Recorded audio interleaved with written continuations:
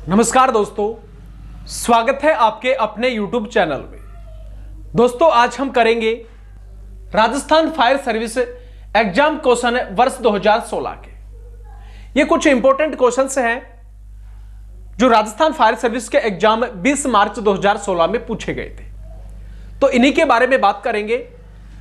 तो उससे पहले चैनल पर नए हैं तो एक बार सब्सक्राइब का बटन जरूर दबा दें।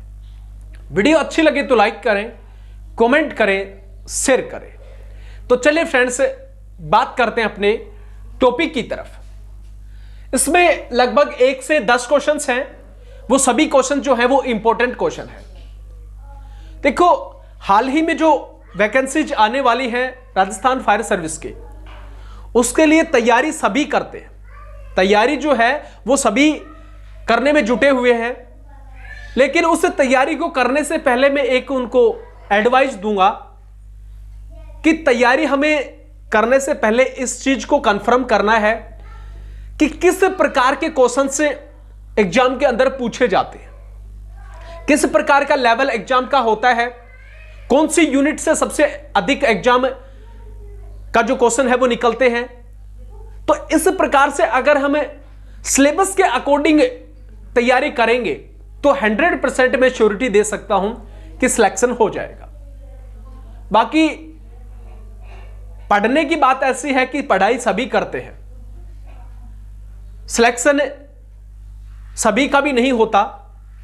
तो सिलेक्शन उसी का होगा जो एक स्मार्ट स्टडी करता है, लेवल को ध्यान में रखता है, प्रीवियस ईयर के क्वेश्चंस पेपर को सोल्व करता है। ठीक है, तो इसी के बारे में देखेंगे। तो इस क्वेश्चंस जो है इनसे हमें इनका जो लेवल है उसके बारे में पता लग जाता है।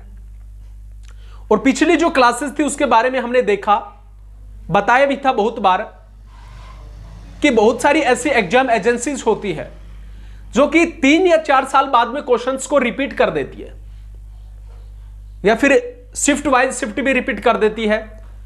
हाल ही में आपने देखा भी होगा कि राजस्थान जो पुलिस का एग्जाम चला हुआ है उसके अंदर बहुत सारे क्वेश्चन रिपीट हो रहे हैं शिफ्ट वाइज। मॉर्निंग शिफ्ट में है सेम, लगभग सा इवनिंग शिफ्ट के अंदर है।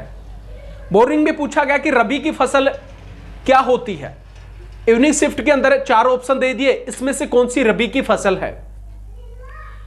तीसरे एग्जाम में पूछ लिया सांबर झील कहां स्थित है, और 4 नंबर जो एग्जाम था उसके अंदर पूछ लिया सांबर झील कुल कितना % नमक उत्पादित करती है।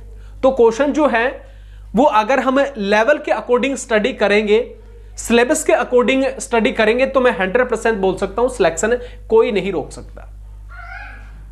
और हमारे पास टाइम जो है वो अभी बहुत है, लगभग 30 से 35 दिन के अंदर बहुत जबरदस्त तैयारी हम करवा देंगे, जितने भी सिलेक्टेड जो प्रीवियस ईयर के क्वेश्चंस हैं उनको। तो बात करते हैं अपने टॉपिक की तरफ। फर्स्ट क्वेश्चन आता है, कुछ इस प्रकार के क्वेश्चन पूछे जाते हैं। पहला क्वेश्चन है, होज के 2 आकार कौन से हो सकते हैं, यानी कि 4 इसके अंदर ऑप्शन दिए हैं।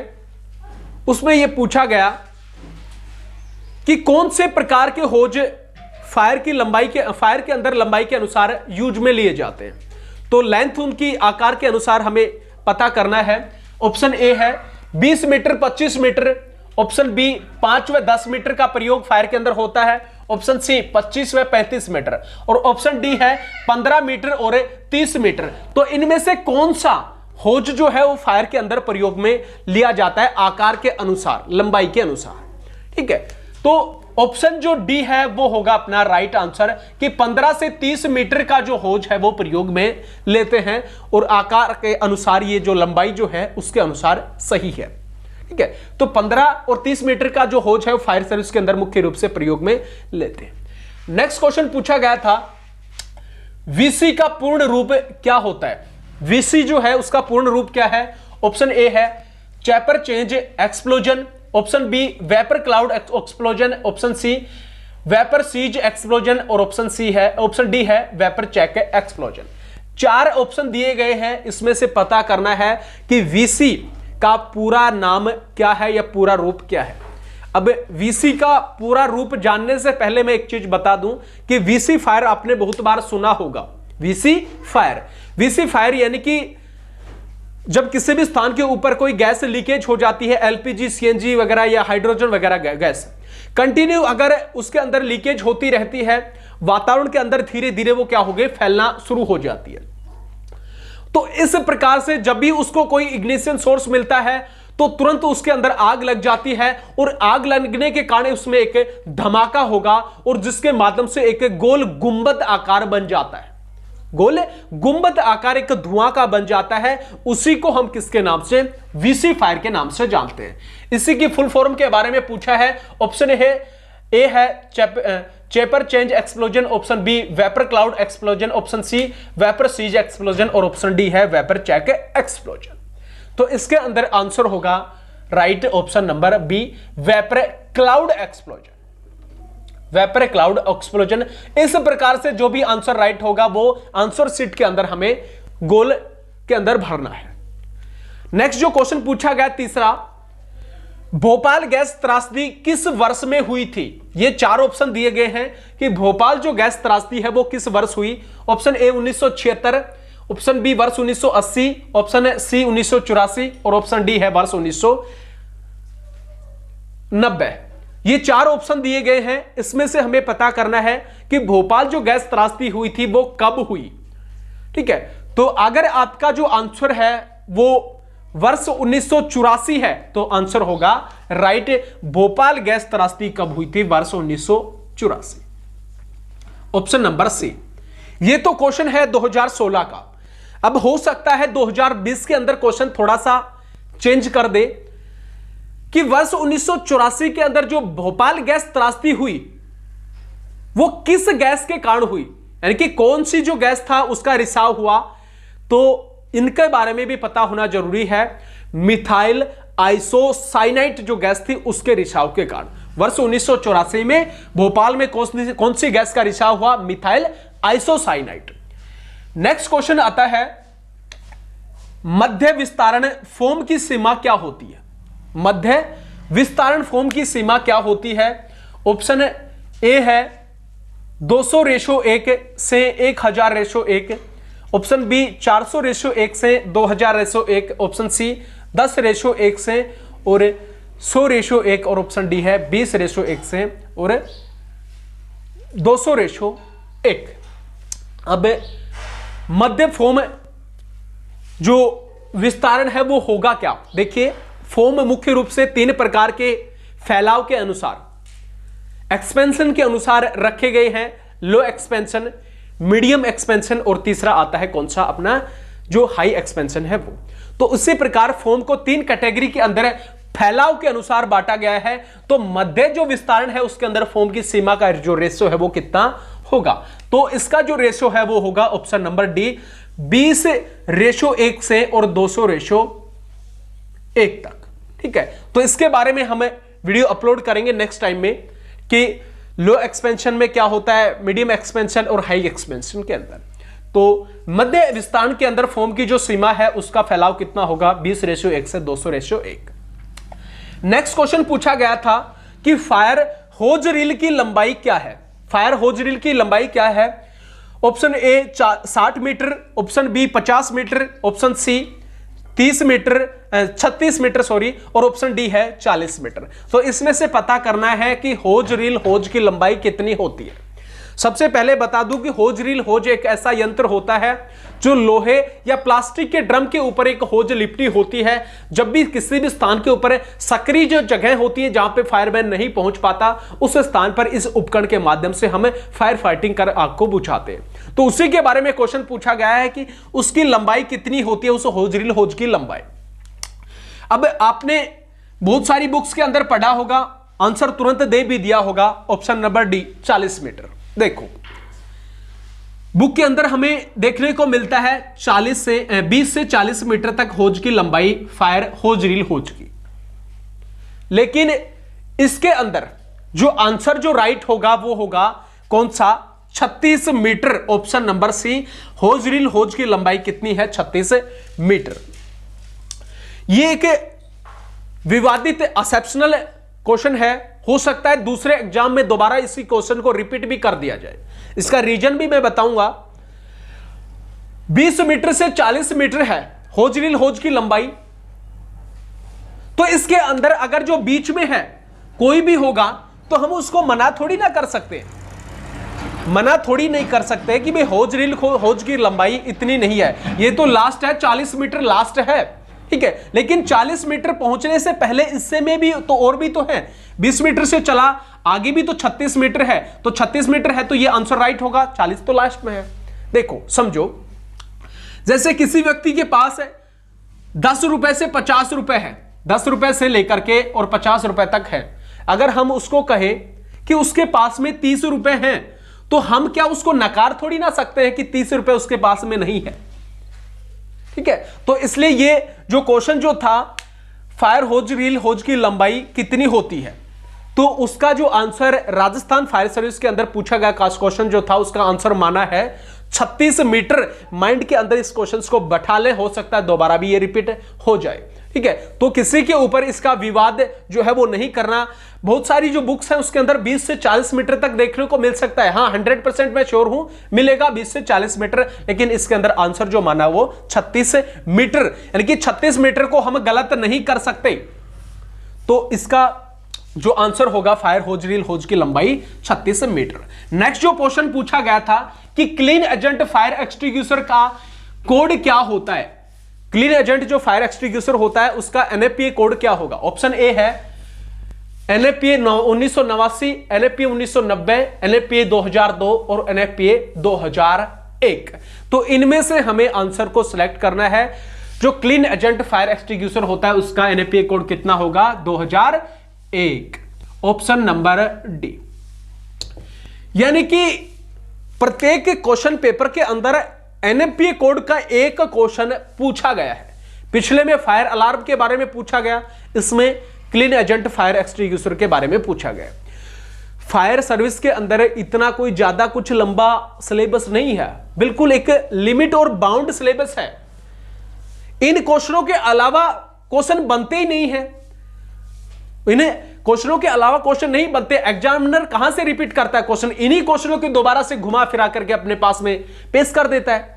तो इसलिए इन क्वेश्चनों को अच्छे तरीके से हमने पढ़ लिया है। चाहे बुक कोई भी पढ़े, एक बुक अच्छे तरीके से बढ़िया तरीके से पढ़ ले, आराम से रिटर्न क्वालिफाइड हो जाएगा, ठीक है। तो एग्जामिनर के पास इतने कोई क्वेश्चन नहीं होते कि डेली क्वेश्चन बनते जा रहे हैं, ठीक है। इन्हीं क्वेश्चनों को रिपीट करता है वो कंटिन्यू, और हम उसको देख करके थोड़ा सा भौचक्का रह जाते हैं कि भाई नया क्वेश्चन है पता नहीं क्या है, ठीक है।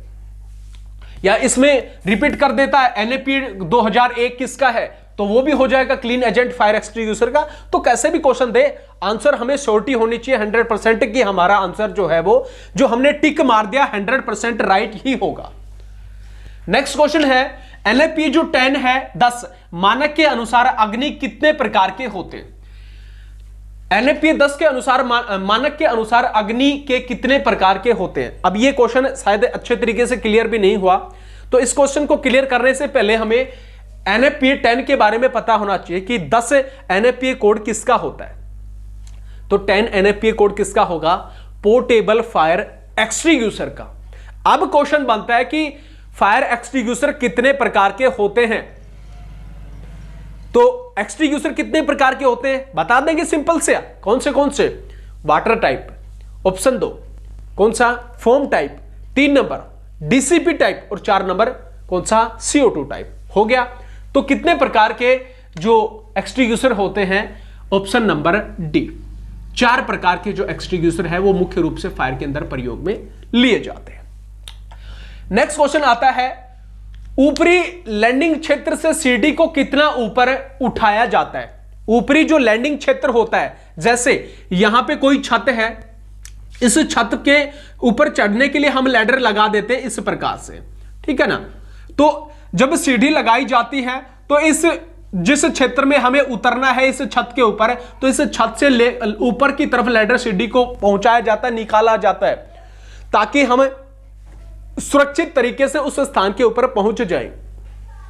तो उसने यह पूछा कि यह कितनी ऊंचाई उस लैंडिंग क्षेत्र से ऊपर लैडर सीढ़ी निकली होनी चाहिए। ऑप्शन ए है 4 feet, option B 1 feet, option C 2 feet और ऑप्शन डी 3 फीट।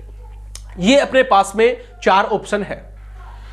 तो जिस लैंडिंग क्षेत्र से उतरना है वहां से कितनी फीट ऊपर होनी चाहिए? 3 फीट ऊपर होनी चाहिए। माइंड के अंदर क्वेश्चन को अच्छे तरीके से बिठा ले। हो सकता है रिपीट कर दे, तो ऑप्शन नंबर डी, लैंडिंग क्षेत्र से 3 फीट ऊपर सीडी का होना जरूरी है।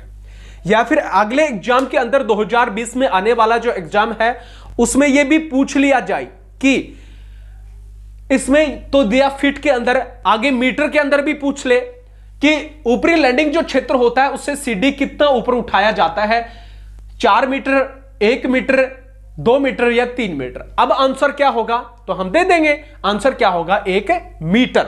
तो मीटर में पूछा जाए तो 1 मीटर और फीट में पूछा जाए तो फीट में दे देंगे। यानी 1 मीटर बराबर कितना होता है? 3.208 फीट के बराबर। ठीक है, नेक्स्ट क्वेश्चन आता है, यदि हाइड्रेंट आउटलेट की स्थिति भूमि स्तर से नीचे हो तो उसे कौन सा हाइड्रेंट कहा जाता है? देखो, यदि हाइड्रेंट आउटलेट की स्थिति भूमि स्तर से, यानी कि ये जमीन है, इस लेवल से नीचे हो कोई हाइड्रेंट का लेवल, तो उस हाइड्रेंट को किसके नाम से जाना जाता है? सबसे पहले पता होना चाहिए कि हाइड्रेंट मुख्य रूप से कितने प्रकार के होते हैं। फिटिंग के अनुसार 2 प्रकार के, पहला अपर ग्राउंड हाइड्रेंट और दूसरा होता है अंडरग्राउंड हाइड्रेंट। अपर ग्राउंड होता है जमीन से ऊपर और अंडरग्राउंड होता है जमीन से नीचे। तो उसने ये पूछा है कि भूमि स्तर से नीचे, तो जाहिर सी बात है नीचे होगा, जमीन से नीचे, यानी कि अंडरग्राउंड। तो वो हाइड्रेंट कौन सा होगा? Fix hydrant, ball hydrant, pillar hydrant या ग्राउंड हाइड्रेंट? तो ऑप्शन नंबर कौन सा होगा? राइट, डी, ग्राउंड हाइड्रेंट होगा, क्योंकि जमीन से नीचे है तो अंडरग्राउंड, तो ग्राउंड हाइड्रेंट होगा। इसके बाद में क्वेश्चन हो सकता है रिपीट कर दे, अगले जो एग्जाम है उनके अंदर इस प्रकार से क्वेश्चन से रिपीट कर ले। सोचने होंगे, सभी जो क्वेश्चन है वो माइंड के अंदर सोचने होंगे हमें। जरूरी नहीं है कि किसी बुक के अंदर नहीं लिखा तो हम उस चीज को नहीं पढ़े। अगले क्वेश्चन में पूछ सकता है कि जो ये तो अंडरग्राउंड था, अपर ग्राउंड जो हाइड्रेंट होता है उसका जमीन से और जो आउटलेट है उसके बीच की दूरी कितनी होती है? यहां से ये भी तो पूछ सकता है ना। तो ये अपर ग्राउंड जो हाइड्रेंट होता है उसका आउटलेट से और जमीनी सतह से जो दूरी है वो कितनी होगी? ऊंचाई, यानी कि 3 फीट होती है। कितनी? 3 फीट हो सकती है। और अगर वो पूछे मीटर के अंदर तो हम आंसर देंगे 1 मीटर। 1 मीटर बहुत बार पूछ लिया जाता है ये भी क्वेश्चन, तो इनको भी देख ले। इन्हीं क्वेश्चनों में से क्वेश्चंस निकलते हैं। मैं बता रहा हूं कि बाकी जो फायर है वो इसका ज्यादा कुछ खास सिलेबस नहीं है और एग्जामिनर के पास भी इतना कुछ क्वेश्चंस नहीं है। वो डेली भी आपके लिए क्वेश्चंस लेके आते रहेगा, इसी क्वेश्चन को घुमाता रहेगा बस वो। नेक्स्ट क्वेश्चन है, लास्ट जो है, छत का भार कौन सहन करता है? जो छत होती है उसका भार सहन कौन करता है? वजन को कौन सहन करता है? तो इनके बारे में पता होना जरूरी है। ऑप्शन ए छत, option B gate, option C दीवार और ऑप्शन डी है सीढ़ियां। तो छत जो है उसका वजन कौन सहन करेगा? पता है, श्योरिटी है 100%। छत का वजन कौन सहन करती है भाई? दीवार करती है। ना सीढ़ियां सहन करती, ना गेट करता है और ना छत तो खुद का सहन कर ही नहीं सकती, तो कौन सहन करेगा? दीवार। ऑप्शन नंबर सी, छत का भार सहन करती है दीवार। ये सभी क्वेश्चन राजस्थान फायर सर्विस के एग्जाम 20 मार्च 2016 में पूछे गए थे। अब नेक्स्ट क्वेश्चन है वो पूछ ये भी सकता है कि जो दीवार है वो कितने प्रकार की होती है? ये तो दीवार से संबंधित था। अगले क्वेश्चन में पूछ सकता है कि दीवार कितने प्रकार की होती है, तो इसके बारे में भी पता होना चाहिए। दीवार मुख्य रूप से 2 प्रकार की होती है। जैसे ये छत है, ये छत किसके ऊपर टिकी होगी? दीवार के ऊपर टिकी होगी। 100% सही है कि भाई दीवार जो है, छत का वजन कौन सहन करती है? दीवार। अब दीवार कितने प्रकार की होती है? 2 प्रकार की होती है। पहली होगी लोड बेरिंग वाल और दूसरी होती है पार्टीशन वाल। लोड बेरिंग वाल यानी कि जो कि छत के भार को सहन करती है। दूसरी होगी पार्टीशन वाल यानी कि जो कमरों को विभाजित करने का काम करती है। जो मकान होते हैं उनको विभाजित करने का काम करती है, तो उसको हम पार्टीशन वाल के नाम से जाना जाता है। जैसे ये कोई रूम है, उसके अंदर बीच में से हमने यहां से दीवार लगा दी तो कितना? 2 भागों में डिवाइड हो गया, बांट दिया गया, तो इसी को हम पार्टीशन वॉल के नाम से जानते हैं। तो इस प्रकार के क्वेश्चन जो है एग्जाम के अंदर रिपीट हो सकते हैं, अच्छे तरीके से ध्यान में रखना जरूरी है। ठीक है, और वीडियो अच्छी लगी तो लाइक कर दे, कमेंट कर दे, शेयर कर दे। ठीक है, और एक चीज मैं आपको और बता दूं कि हम एक लाइव क्लास स्टार्ट करने जा रहे हैं राजस्थान फायर सर्विस के लिए। जो जितने भी जो क्वेश्चंस हैं वो ये सभी जो क्वेश्चन है वो लाइव क्लास के अंदर कवर करने की कोशिश करेंगे संडे के टाइम, जिस दिन संडे की छुट्टी होगी उस टाइम, क्योंकि मेरी भी लगभग हर दिन 8 से 10 क्लास होती हैं, फायर वगैरह की भी हैं, लगभग 5 क्लास तो फायर की होती हैं और 2 से 3 क्लास कंपटीशन की भी होती है। ठीक है, तो इस कारण से मुझे इतना कुछ टाइम नहीं मिल पाता, तो मैं संडे को कोशिश करूंगा जितने भी जो क्वेश्चन बनते हैं प्रीवियस ईयर के सभी को लाइव क्लास के अंदर क्लियर कर दें। अगर लाइव क्लास चालू करनी है तो आप एक बार कमेंट जरूर बता दें। ठीक है, कमेंट देख करके बताएं कि सर हां लाइव क्लास स्टार्ट करनी है। लगभग 50 कैंडिडेट लाइव क्लास में जुड़ेंगे तो हम उसको कोशिश करेंगे स्टार्ट करने की। ठीक है, तो आज के लिए इतना ही। जय हिंद, जय भारत।